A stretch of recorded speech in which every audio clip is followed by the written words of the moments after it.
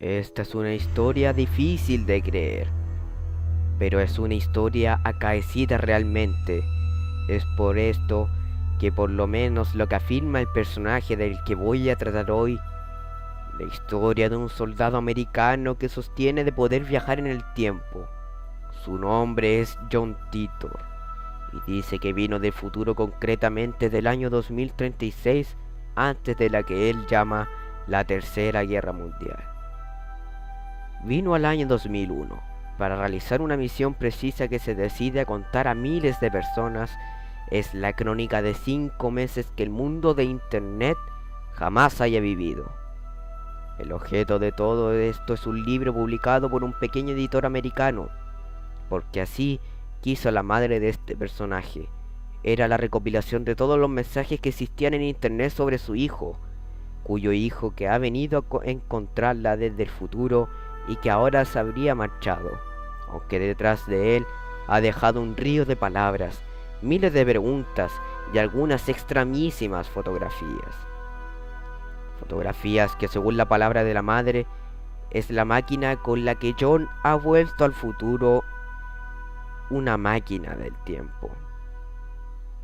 Yo vengo del año 2036, afirma Titor. Las bases científicas para el viaje de humanos se completaron en el año 2034, en un laboratorio de Ginebra, con la construcción de la primera máquina del tiempo. ¿Existe realmente algún sitio donde podría mandar las fotografías sin que tenga que dar información personal? Me gustaría poderlas mostrar a ustedes y responder sus preguntas. Es así como se presenta en un foro americano el viajero del tiempo, listo para discutir con los otros miembros del foro. Son millares de preguntas las que se deben realizar, pero una de sus primeras afirmaciones se revelará como cierta en poco tiempo. Las investigaciones realizadas en Ginebra, la realización de un experimento que podía llevar al descubrimiento de universos paralelos y viajes en el tiempo, pasando antes de nada por la física de los agujeros negros.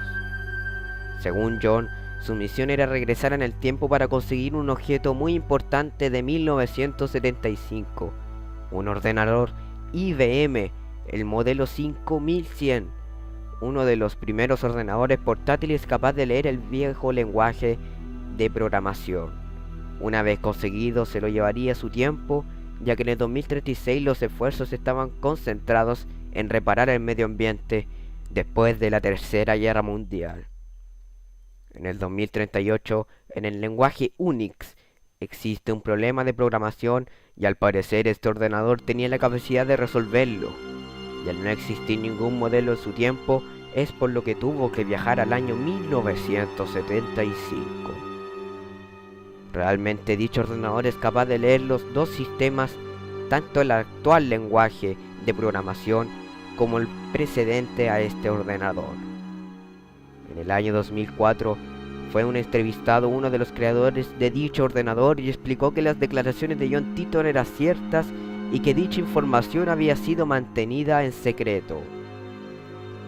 Pero entonces, ¿por qué apareció en los foros del año 2001? Es lo que muchos se preguntan. Según él, estaba aquí porque había hecho una promesa a su abuelo en el año 1975. Le había prometido que regresaría al año 1999, justo antes del año 2000, según él, para evitar el efecto 2000, permaneciendo en esta época hasta el 23 de marzo de 2001. 2 años después, una mujer se presentaba a la oficina de un abogado diciendo que se llamaba Kate Titor, la madre de John Titor, y que su hijo había vuelto atrás en el tiempo, permaneciendo entre 1998 y 2001, dejando pruebas, fotos, documentos e incluso un video en la que estarían grabando las imágenes de la partida con su máquina del tiempo. Hasta aquí la historia de este supuesto personaje, pero según el propio John Titor, él había nacido en el año 1998, por lo cual en la actualidad viviría en alguna parte de América. Entonces, ¿por qué no buscarlo? Esta fue la misma pregunta que se hizo en una televisión y para buscarlo contrató a un conocido investigador que se dirigió a Tampa, Florida, el lugar en el que el propio John decía que había vivido su familia por lo menos hasta el año 2001, fecha en la que desaparecería. Dicho investigador intentó localizar a John o a su madre, dirigiéndose primeramente a la base de datos digital reservada de la policía, para después centrarse en la documentación existente en el Palacio de Justicia. No se encontró ningún documento referente a ninguno de los dos en estos lugares.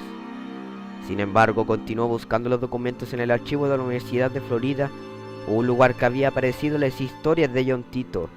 Como era de esperar, también en la biblioteca de dicha universidad no existía ninguna referencia, ni a John ni a su madre. Por lo cual la investigación se centraría a partir de ahora en seguir el fenómeno Titor, sobre dos cineastas que afirmaban haber grabado John Titor, y el abogado Larry Haver, que había trabajado para la Disney y que era el propietario de la fundación de John Titor.